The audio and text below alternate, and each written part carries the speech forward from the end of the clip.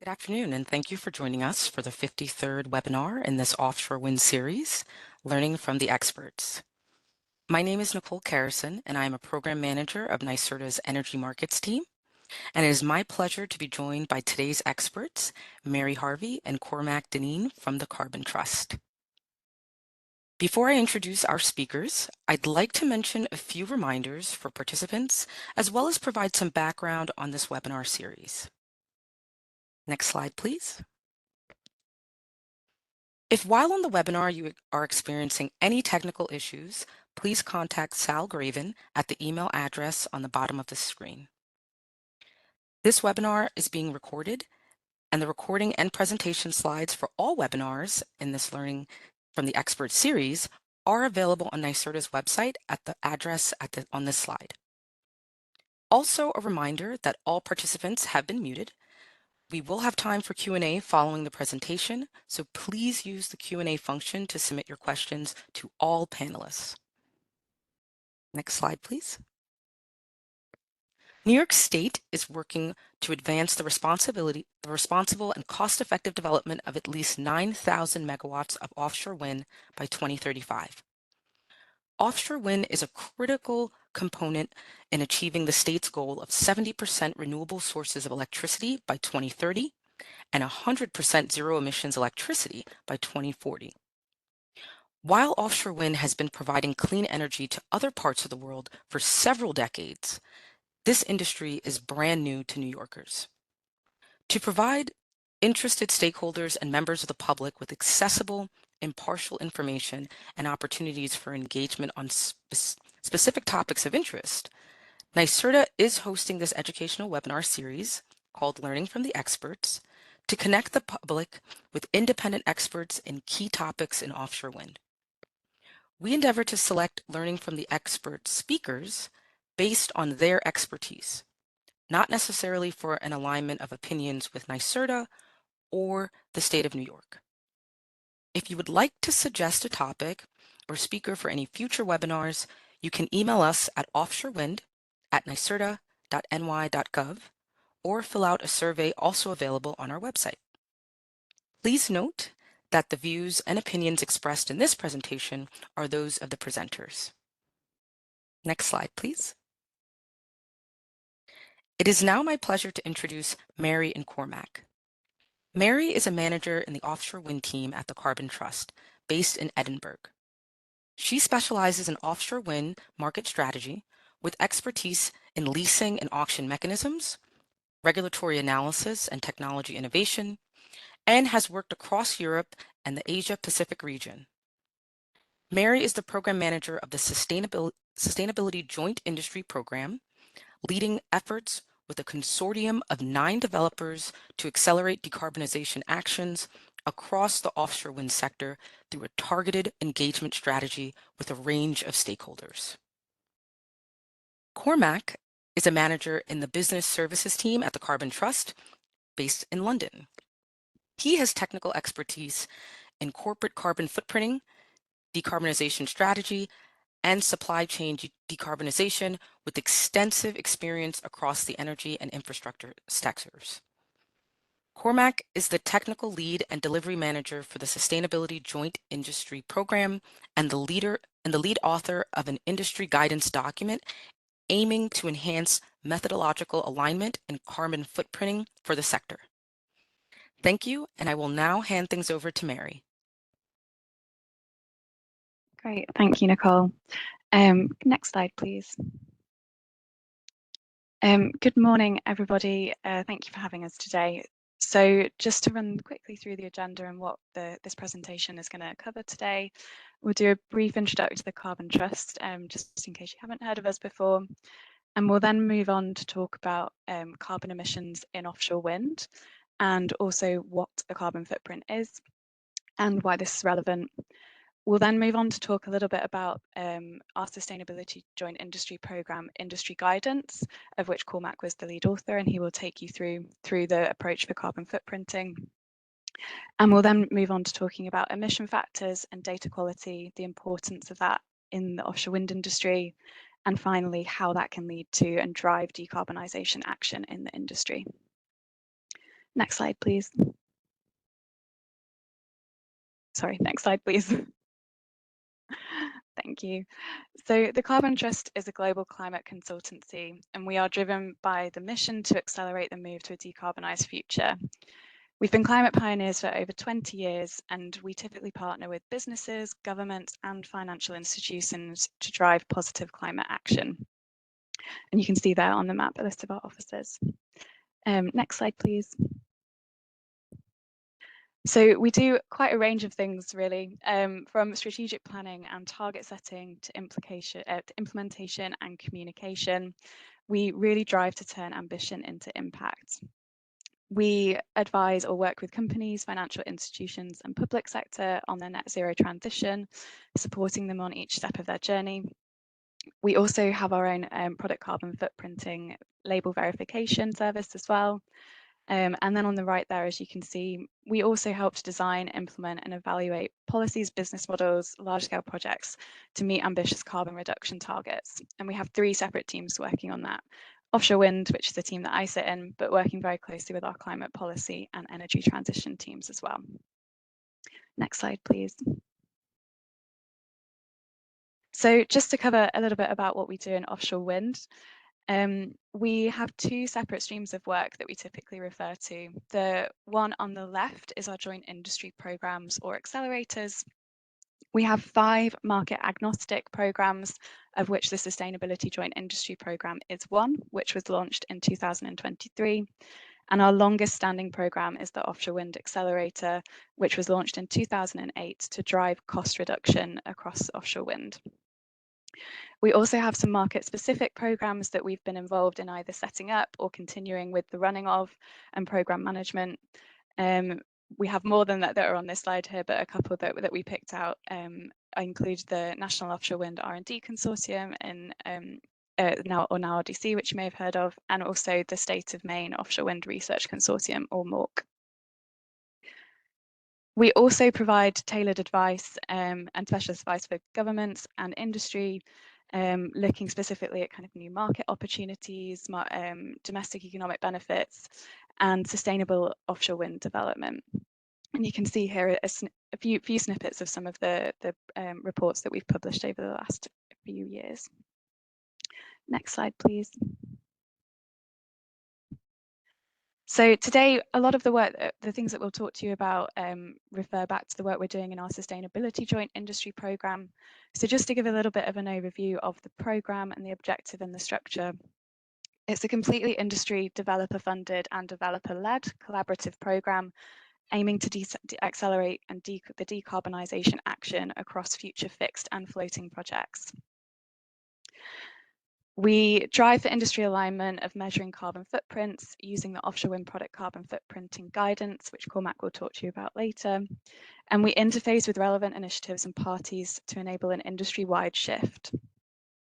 The united developer voice on decarbonisation action will help to influence the wider industry on targets and ambitions in the sector. And you can see on the right there our 9 developer partners that make up our steering committee.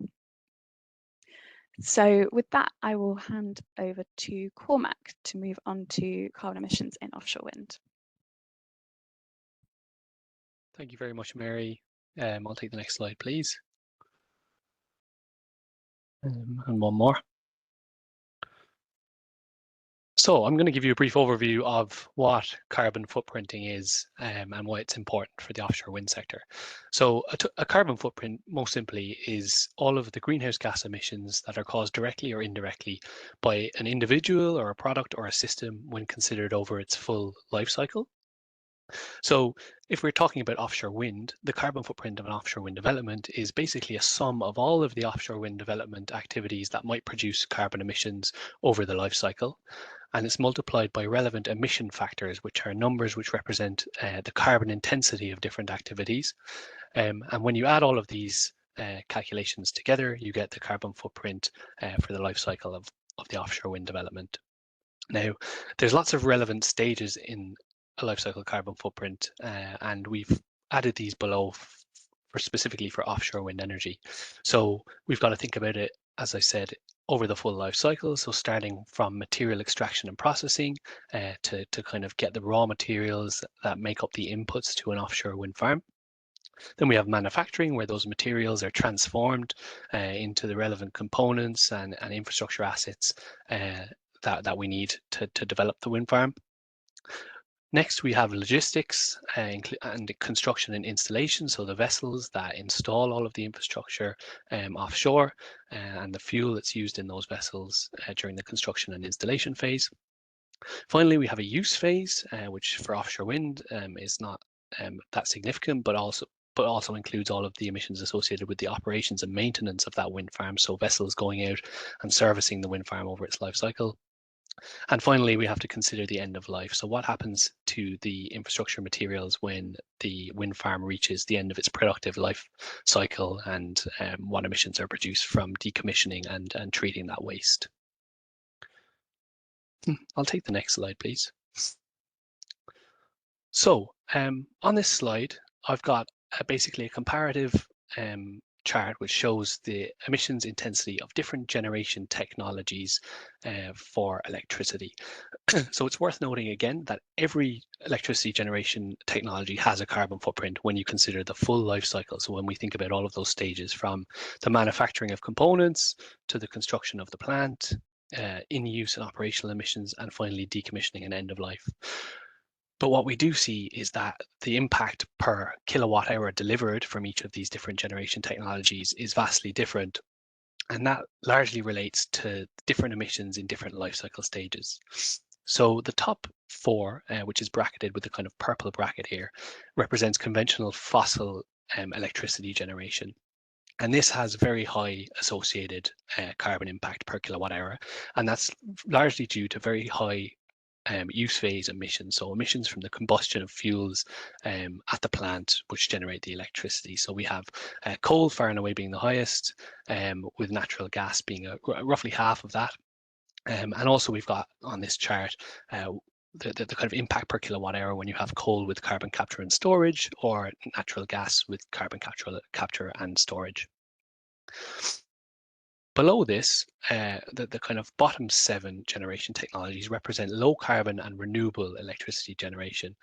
And while these do produce some emissions over their life cycle, largely due to the production of the materials and components that are used in the infrastructure, these are drastically reduced when compared to conventional generation technologies.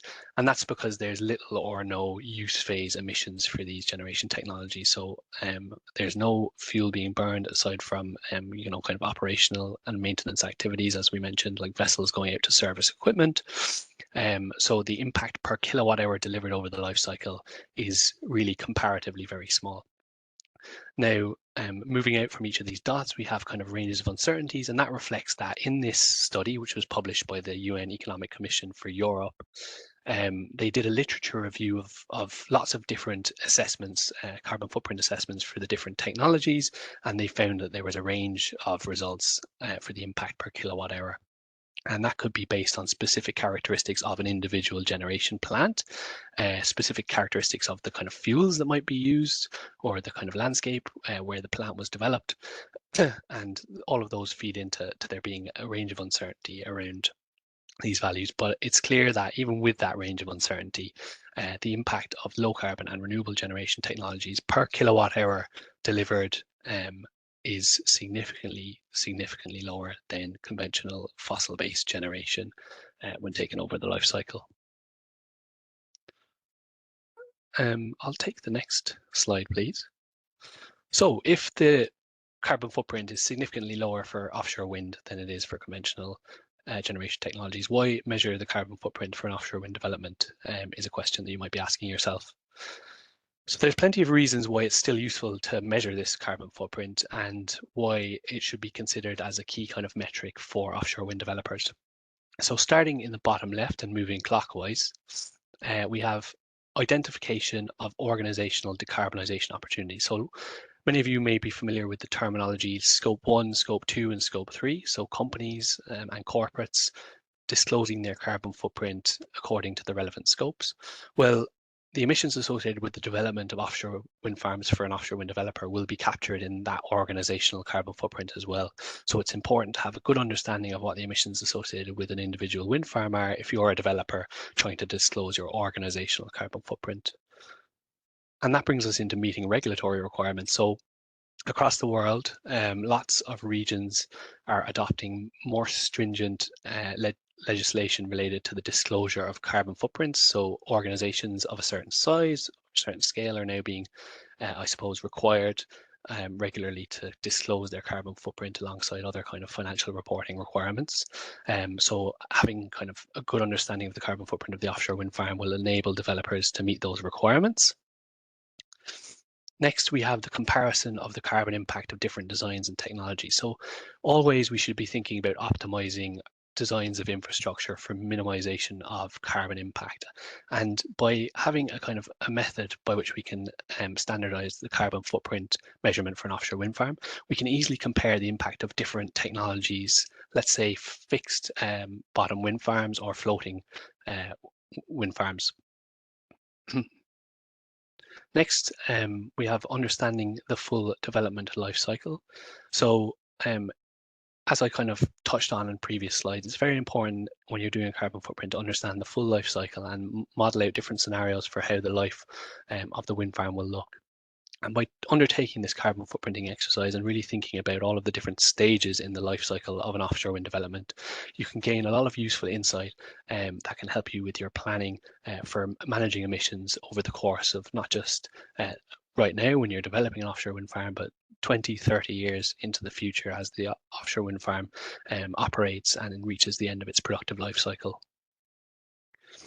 Next, we have satisfaction of non-price auction criteria. So in Europe, particularly, many offshore wind auctions are now requiring non-price criteria as part of the auction requirements, and that includes, in some cases, the disclosure of the expected carbon footprint of an offshore wind farm that you're proposing to develop. So to meet those requirements, we need kind of a clear methodology and guidance for how to do it. Next, we can inform sustainable procurement practices. So true sustainability involves engaging with all the different members of the value chain. So an offshore wind farm is made up of thousands of components, many thousands of materials, and they could all come from different places in the supply chain. So by undertaking the activity of trying to improve the carbon impact of the offshore wind farm, you're engaging with the supply chain and ultimately improving sustainability across the board. And finally, benchmarking and continuous improvement. So it's great to have a benchmark by which you can compare the impact of future developments against to show where improvements have been made using different kind of designs and technologies, etc. So there's many reasons why someone might wish to measure the carbon footprint for an offshore wind development beyond just knowing that it's significantly reduced as compared to conventional fossil generation, for example. I'll take the next slide, please. So that brings us to the Sustainability Joint Industry Programme industry guidance document that we've been developing over the past number of years with our industry partners. So our partners identified that there was a gap. There was different developers were being required to disclose their carbon footprint, but they were all doing it according to a different methodology, and there was an inconsistency in the results that were being produced across the industry. So they banded together and thought we need to solve this by developing one industry guidance or a kind of standards document that can define the methodology such that everyone does it in a consistent manner. I'll take the next slide, please. So when we started, there was no industry guidance for calculating a carbon footprint for an offshore wind farm. And that left the industry open to interpreting broad cross-sectoral standards such as the Greenhouse Gas Protocol, which, while comprehensive, are designed to be kind of sector agnostic and a bit broad so that they can be used by many different sectors and industries.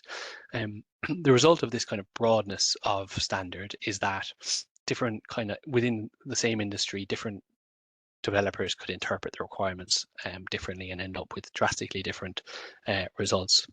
So we attempted to tackle that problem by developing the offshore wind industry product carbon footprinting guidance. And the overall aims of the guidance were to provide sector-specific rules for the application of those relevant standards, specifically to offshore wind farms. We wanted to standardize the assessment criteria to basically harmonize the calculation approach within the industry. So we wanted all of our partners to agree on the basic approach that should be taken to do a carbon footprint for an offshore wind farm, and agree to kind of stick to that approach so that the assessments will become more comparable. We wanted a framework for developers to calculate and report on different emissions metrics, so things like emissions per kilowatt hour delivered over the life cycle, which I've mentioned already, but also things like emissions per pound or dollar spent on the development, and metrics that are useful for decision makers to have when they're approving different projects. And also, we finally wanted to create a framework for improved data quality and data exchange. So I mentioned that it's a big effort to get all of the information from the different members of the supply chain. And we wanted to basically provide some guidance to support people who are trying to do a carbon footprint in managing that process. So the result of that was that we published our guidance document on the 25th of September 2024, and that's available to the public, so you can download that and have a look at it if it's of interest to you or a project that you're involved in. I'll take the next slide, please. So this slide is a bit of a block of text. I apologize for those attempting to read it, but I'll give you a brief summary of what's we're talking about here. So the guidance document is intended to provide a sector-specific guidance for the application of the core standards for carbon footprinting assessments. So these core standards are ISO standards, so the International Standards Organizations, and the Greenhouse Gas Protocol as well. So we take their carbon footprinting and life cycle assessment, LCA standards, and we basically distill the requirements into a kind of a more specialized version of that, specific to the offshore wind industry. So it makes for a kind of a more useful set of requirements for assessors who are working in the industry. But outside of those core standards, we also lent on a lot of additional requirements and terminology from standards that are relevant to carbon footprinting for offshore wind farms, and there's a big list of them there. I won't go into each of them in detail because I'd lose the audience. So I'll take the next slide, please.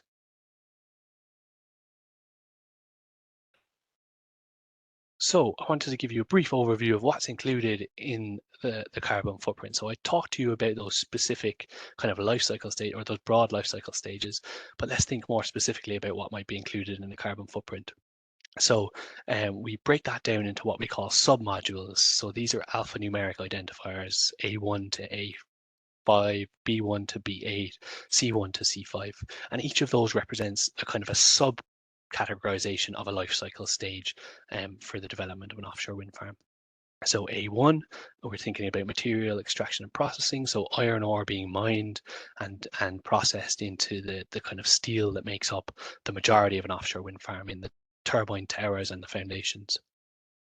We've got A2, upstream transportation of materials. So that's materials getting from those material production sites and processing sites all the way to the manufacturing site. So where the assets are being put together and fabricated. So think about the kind of turbine manufacturers who operate big facilities where they manufacture the towers, etc. After that, we've got transport to the offshore wind site. So we also need to get those turbines from the fabrication facility to the site. So initially probably to the port, the operational port, and then to the site offshore where they're going to be installed. And that brings us to A5, which is construction and installation of an offshore wind development. So construction and installation vessels are big, large vessels that consume a lot of fuel. They go out to site, they go back and forth from port to site, carrying the equipment and the infrastructure that's going to be erected, and that we need to calculate the emissions associated with those activities. Once the site becomes operational, we enter the kind of in-use life cycle phase. So that's B1 to B8. So this is several different kind of subcategories, including the materials that we need to use across the life cycle to replace parts that have broken or consumable parts like oils and lubricants that are used to keep the offshore wind farm in working shape. Thankfully, there's no emissions, there's no fuel combustion in the kind of generation of electricity at an offshore wind site. So this life cycle stage B1 to B8 is comparatively small when compared to what it would be for something like a gas or a coal plant. Also included in B1 to B8 are the emissions from vessels, the service and operation vessels that go out and service the wind farm on an ongoing basis and monitor it and make sure that it's operating at capacity. So this B1 to B8 life cycle stage can go on for 25, 30 years, we hope, while the offshore wind farm is operational and producing electricity. And then at the end of that life cycle phase, we get to decommissioning and end of life. So we also have to consider what happens to the infrastructure when it reaches the end of its useful lifetime. So what will typically happen is that those vessels will go out there and they'll tear it down, they'll decommission it, and they'll bring all of the kind of waste materials back to port, and those materials will be transferred from port to different waste treatment sites where there'll be kind of associated emissions with moving those around and processing them at the end of life. And then what's important to note is that we draw the system boundary line at the point of interconnection with the grid. So we're looking at all of the impacts associated with activities for the offshore wind farm up to the point at which the electricity is delivered to the grid at the onshore substation. And after that, our system boundary ends. So there's also different kind of optional modules that we talk about sometimes called Module D, where we can consider the kind of broader impacts of our offshore wind development on the kind of wider emissions in society. So with Module D1, we can, maybe make an estimation of the impact associated with the materials that leave our wind farm at end of life being recycled or reused into different systems. And also we might be able to consider what the impact of the electricity leaving the offshore wind farm is. So ideally, we would hope that renewable electricity would displace non-renewable or more intensive sources of electricity and be used by consumers. Now, that's not, always that clear, because like to what extent does the electricity that we generate at an offshore wind farm just add to a growing demand for electricity across society? But these are important questions that we also consider when we're thinking about the scope and system boundary for our carbon footprint. Thank you. I'll take the next slide, please.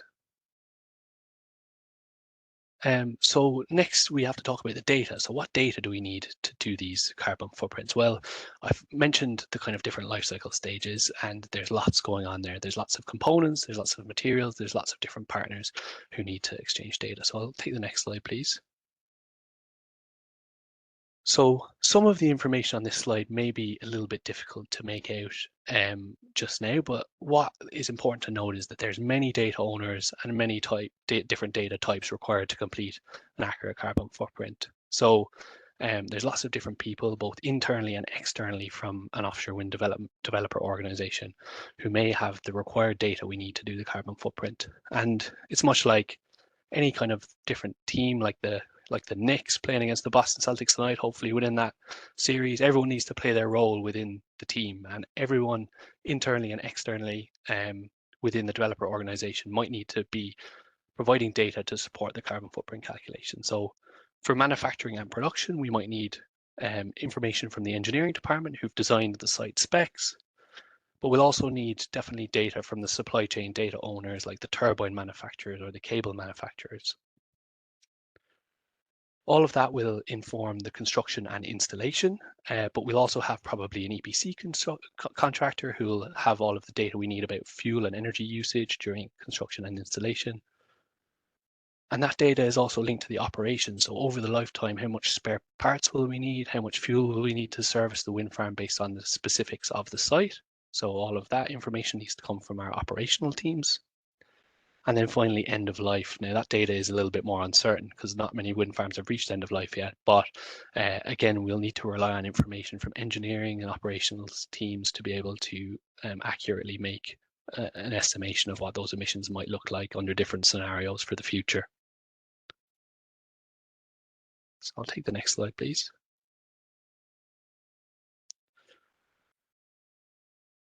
So not only does the kind of source of the data matter, but it also matters when you're going to be doing your carbon footprint assessment. So I think I mentioned earlier that now some auctions are requiring that you disclose the expected carbon footprint of an offshore wind farm while you're doing your auction bid. So if you're doing it at that stage, you're likely to have very little information about what exactly is going to be happening. You might not have specific suppliers picked out, you might not have specific equipment or components picked out, you might just have a general design or a strategic design that informs what you're going to do next. So at that stage, if you're doing the assessment, the likelihood is that you won't have very good specific data related to the kind of activities that are going to make up the carbon footprint of the wind farm. So you might need to use things like industry averages, which is how a lot of carbon footprinting is done today. So while this is a good starting point, what we want to do is promote the use of supplier-specific data. So really specific data from the people who own that in the supply chain related to the kind of activities for the offshore wind farm. And that data becomes more and more available the longer we go into the life cycle of a project. So before the kind of wind farm becomes operational, when it's very much in that design phase, we think of it as a prospective assessment. But once it becomes operational, once the wind farm becomes operational, we want to make sure that we're getting really high quality data, primary data we call it, from the people who have control of the activities that produce the emissions. So that's really kind of an important aspect of our guidance document is really understanding what data is required and when you should be getting it. I'll take the next slide, please.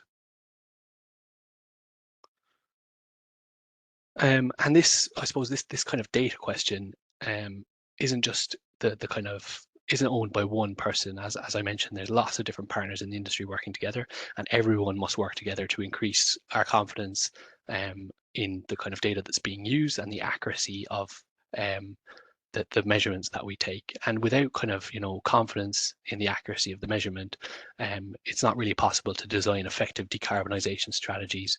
You really need to be confident in what you have to be able to take kind of financial decisions or kind of future decisions to decarbonise the industry.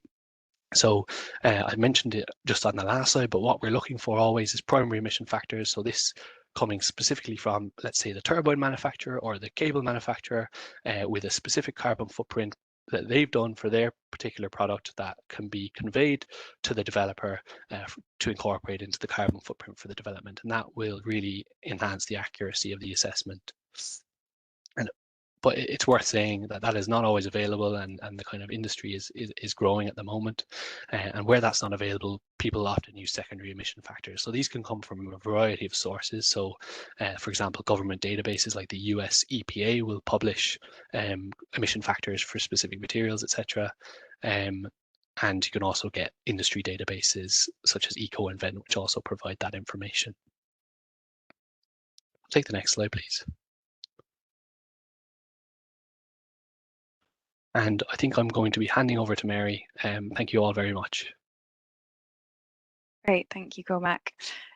So we just wanted to touch on next a little bit of what we're actually doing next within our Sustainability Joint Industry Programme.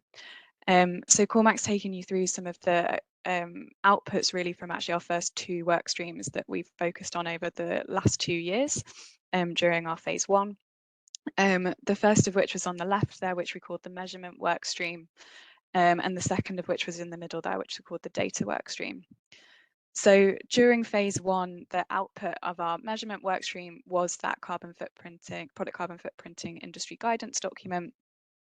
And this was really fed into from some of the outputs of our data work stream, where we actually engaged with a number of suppliers to really get an understanding of the carbon emission data and quality in the industry at the time. And all of that was able to feed back into that data hierarchy that Cormac was just talking about. But moving forward into phase 2 and what we're actually planning to look at over the next 2 years, So on the measurement work stream, we are planning to do a revision of this methodology document. We actually always knew that this is something we would want to do, but in the phase one, we really had to draw a line under this, and we wanted to get the guidance document published and out in the industry and available for use and for download. But we knew that there were some aspects that we wanted to come back to revise, to either provide additional clarity or through some appendices as well, just to be able to capture a wider range of stakeholders or use phases. We are also going to be continuing to update the methodology in line with any upcoming regulation that comes out, and we're also seeking more kind of widespread international adoption as well over the next 2 years. On the data work stream, I think Cormac mentioned there around the primary and secondary data, but sometimes where that data isn't available, and then moving down that data hierarchy. We engaged suppliers during phase one, but this was really to have an understanding of the data availability at the time. And over the next year, we'll be working a little bit more closely with some of those suppliers to really understand more of the challenges that they're having in producing either that primary or secondary data, and also some of the different methodologies that suppliers are using. One of the great things about working as a joint industry program is that we can unite the voices of all of these 9 developers, many of whom have the same suppliers, and we can actually therefore try and streamline and facilitate some of those conversations rather than duplicating them. And one of the outputs that we will have from that is a supplier-specific annex to that methodology document. So these 2 work streams are very interlinked, which focuses a little bit more on some of the specific components. The last work stream, which we've not really spoken about yet, but we'll come on to in a couple of slides' time, is all about driving decarbonisation action in the industry. And in phase one, we produced an offshore wind decarbonisation pathway, which I'll come on to talk about. But actually moving forwards into and following on from that report, over this next year, we will be looking at a project focusing specifically on steel decarbonisation in the offshore wind industry. So understanding how we can incentivise it and some of the economic recommendations around those incentives based on some economic understanding. So I'll take the next slide, please. So speaking a little bit more specifically about this data work stream and what we're planning to do this year, I think as I said on the previous slide, we're planning to try and understand the carbon footprinting approaches and methodologies by some of the suppliers, and some of those challenges facing them on those specific asset classes, and this will all feed in back into that supplier-specific annex on those specific components, which is the second column there, sorry. We'll then all come back together and try and look at building consensus on the approach of the supply chain engagement to collect accurate data and really drive that decarbonisation. So making sure we have that understanding of that baseline. And again, working in this joint industry program context, so with all of our 9 developer partners, getting to a point where we can create a developer-led supplier strategy commitment to determine or understand a little bit more and determine what the common expectations should be and are feasible to be of suppliers regarding data emission data, sorry. Great, I'll take the next slide, please. So I'm going to move on to talking a little bit more about the decarbonisation pathway in the offshore wind industry. And as you'll have seen in the slide that Cormac presented at the beginning, we do understand that the life cycle emissions of an offshore wind farm are much lower than some of those traditional forms of generation and fossil fuels. So you might be questioning why we actually need to be looking at this at all. But there are always still ways that we can truly try and decarbonise. If we want to reach a net zero future, we really need to be looking at every element. And there are lots of opportunities within the offshore wind value chain to do that.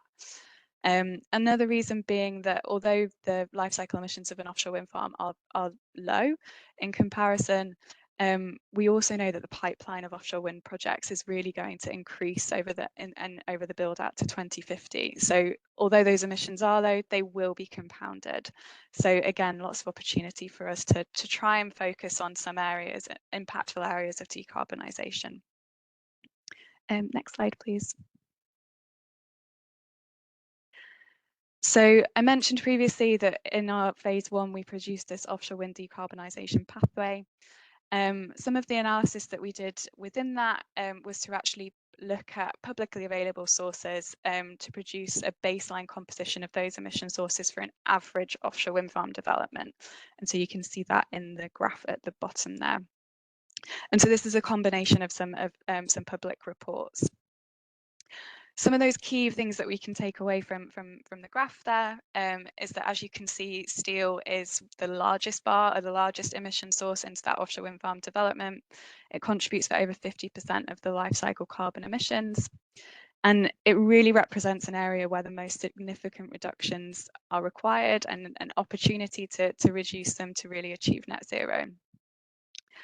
Embodied emissions from other materials, so kind of, yeah, some of the other coloured bars there, including the copper, plastics, cast iron, aluminium, contribute to a further kind of 24% of the developer's total footprint.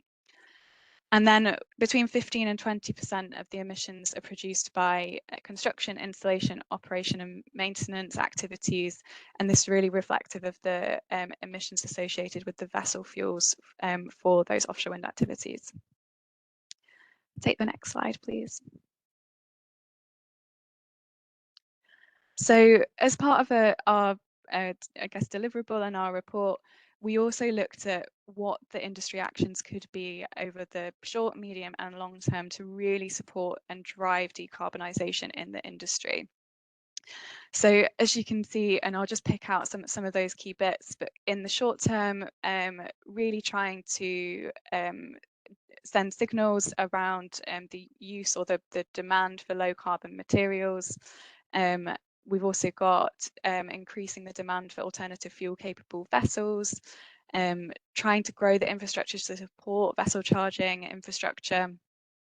We then move on to the medium term and kind of picking out a few there, actions that we would hope to see or like to see to really support the full decarbonisation is that we start seeing net zero fuels being deployed in some of those offshore wind vessels, so CTVs and SOVs, or electrified CTVs and SOVs becoming a little bit more commonplace. We have I guess in a slightly different tangent, but we have an increased understanding of condition monitoring of the turbines or of the farms, which is able to lead to life extension and repowering, and that becoming more viable. So it's really extending the lifetime of the offshore wind farm. And we also would like to see, I guess, low carbon materials starting to be used a little bit more commonplace, or the commercialization of those low carbon materials being more commonplace.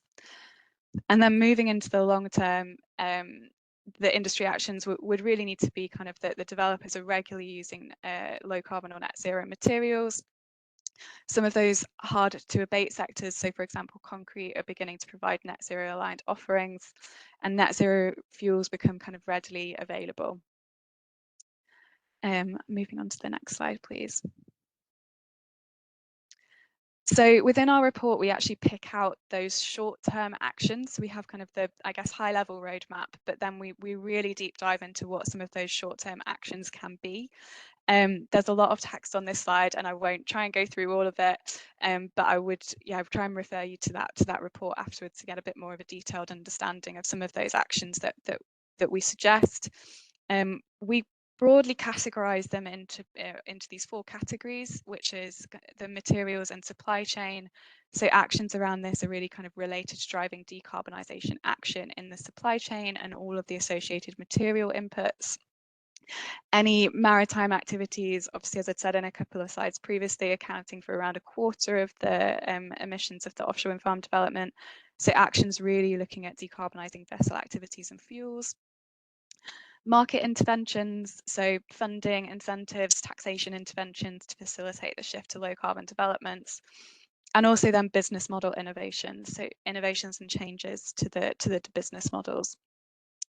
And I'll just kind of touch on the materials and supply chain one, picking out a few of those short-term actions which can really drive decarbonisation in the industry.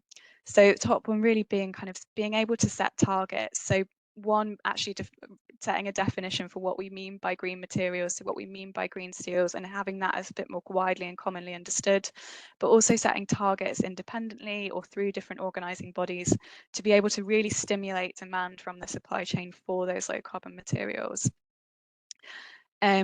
Being able to increase renewable energy capacity to be able to facilitate the production of green hydrogen and the deployment of electric arc furnaces required to decarbonise the steel sector.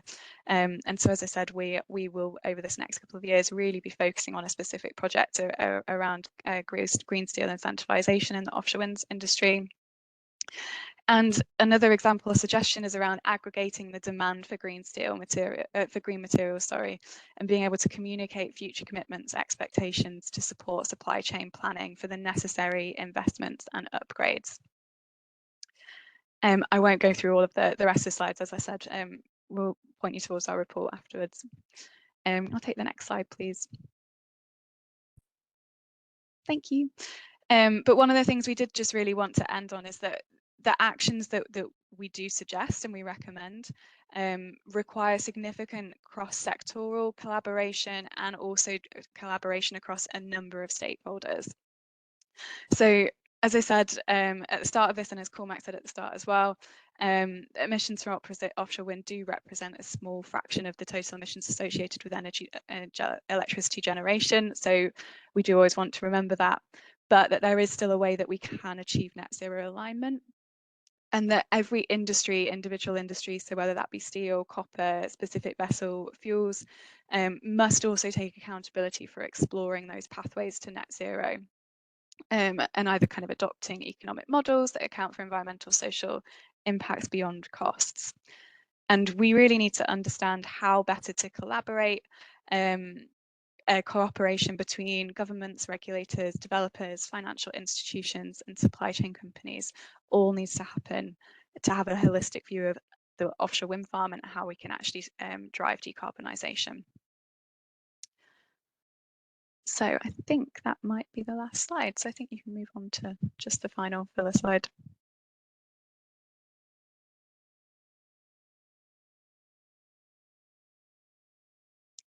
Great. Yes, I think that's it. So Nicole, I'll hand back over to you.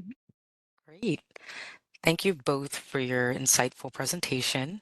I think we're able to transition over to the Q&A portion. I do want to remind everyone, please utilize the Q&A function to submit any questions that you have. And I will check to see what we've had come in so far. Great. So the first question states that a participant has heard educated claims regarding steel that goes into offshore wind components, reports that it has a higher footprint than other energy sources. So the question is, are there any life cycle stages or other information that are commonly omitted from such claims? And when we're referring to other energy sources, we could you could answer in terms of renewable sources as well as all energy sources. So you could speak to both renewable or non-renewable for that question. Yeah, sure. I'm happy to have a go at that one. So I think the research shows that offshore wind and other low carbon and renewable sources of energy are significantly lower impact than conventional sources of electricity generation when you look at the whole life cycle. That doesn't stop people trying to make claims around specific materials. I suppose if you looked at just the material inputs to different types of generation technologies, you might end up with a more similar looking carbon footprint. So think of the steel or concrete used to build a coal-fired or natural gas-fired electricity generation plant. But then when you consider the full life cycle, including all of the fuel that will be combusted over the life cycle of that plant, the difference becomes very significant altogether. So you can use the information that we've got in the slides here and point people to the kind of literature which shows the kind of life cycle differences in impact, if that would be useful. But we can safely say that it's significantly lower impact than most other sources of electricity generation. Great. Looks like we have another question that's come in, positive feedback on the presentation.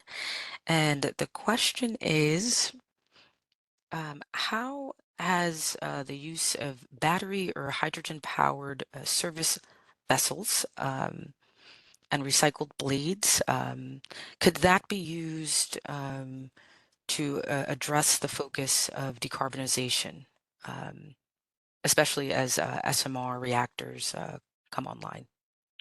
Have you seen any advancements in those areas? Yeah, I'm happy to take this one, and then Cormac, you can feed in as well.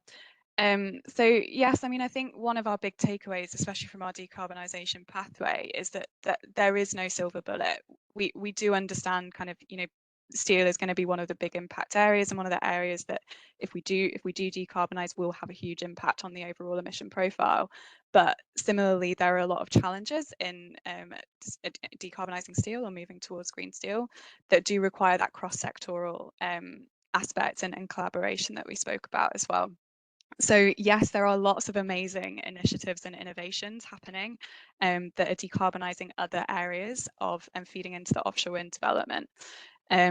Blades is a huge kind of topic at the moment, but also more from a circularity aspect, so kind of the end use of the turbines. And there are a lot of innovations happening as well in kind of how we can either repurpose blades at the end of their life or actually really understand how we can properly take that blade apart, and obviously considering all of those composite materials that make that up as well, and be able to reuse or recycle in a future life. So that really kind of plays into that circularity part as well, all of which obviously does play into the emission profile at the end of life. Cormac, I don't know if you want to add anything as well. No, I think you covered it very well there, Mary. I don't have anything else to add. Great. Well, keeping in line with the decarbonization theme, I think another question has come in. How are other industries, so steel or concrete, for example, being incentivized to decarbonize? What are the economic or regulatory strategies recommended to get wind adjacent industries to decarbonize?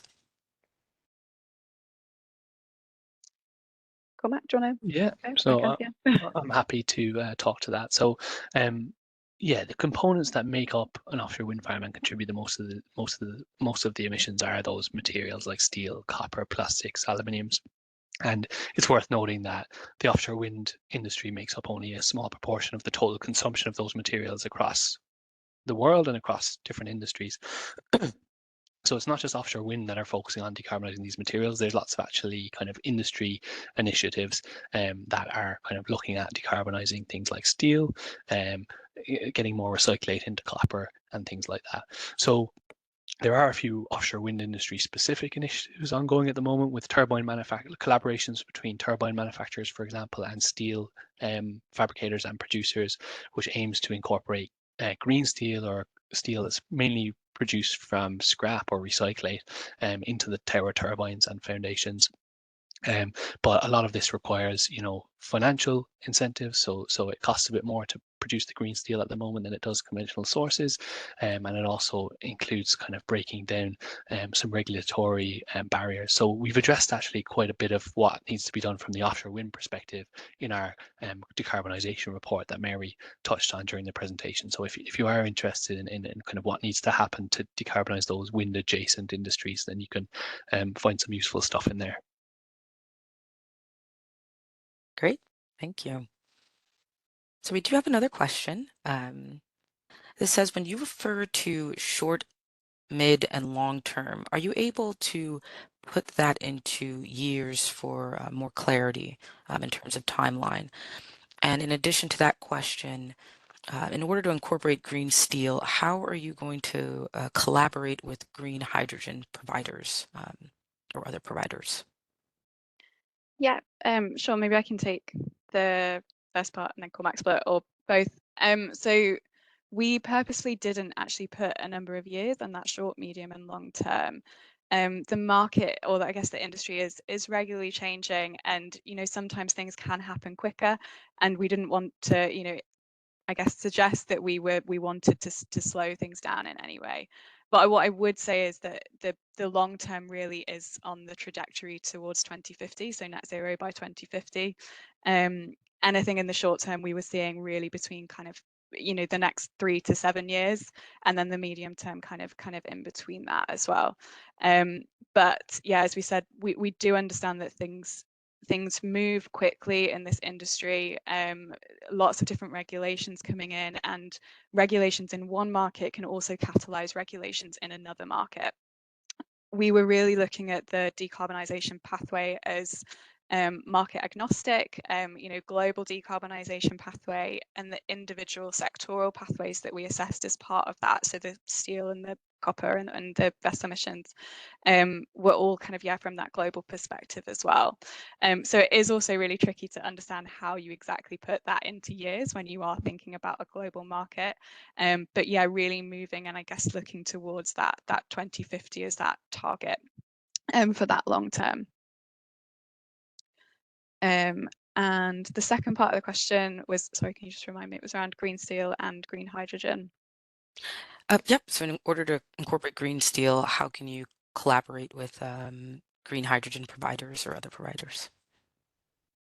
Yeah, Cormac, do you want to? I don't mind, happy to.